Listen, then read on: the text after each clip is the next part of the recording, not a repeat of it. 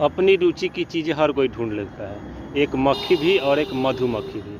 अब होता यह है भाई कि जब भी मैं कोयले का जिक्र सुनता हूँ ना, वही कोयला जिससे कि बिजली भी बनाई जाती है और जिसे ब्लैक डायमंड भी कहा जाता है, तो मुझे एक झटके में वो बात याद आती है कि कोयला जो है जीवाश्म ईंधन है। अर्थात कभी पेड़ पौधे जीव जंतु ज़मीन के भीतर दब गए होंगे, वही कालांतर में कोयला में परिवर्तित हो गए, वही कोई हीरे में भी बदल जाता है। तो भैया एक ही बात याद आता है कि उन लोगों ने भी अपनी ज़िंदगी जी होगी, आधी अधूरी या पूरी, और आज कोयला बनकर जल रहे हैं। अपना भी यही हाल है, हम लोग भी अब जी रहे हैं। अब ये बात अलग है कि भैया कोई परेशान होकर जी रहा है, कोई मज़े में जी रहा है। तो आप कोशिश कीजिए कि कम परेशान होकर जिए, क्योंकि अगर आप शमशान में नहीं जलिएगा तो हो सकता है कोयला बनकर भट्ठी में जलिएगा।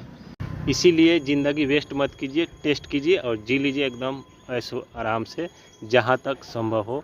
किसी ने कहा है ना कि भाई खूब पियो, अगर कर्ज लेकर भी पीना पड़ेगा ना तो खूब पियो, लेकिन घी पियो भाई, ऐसे मत मरो खाली पेट।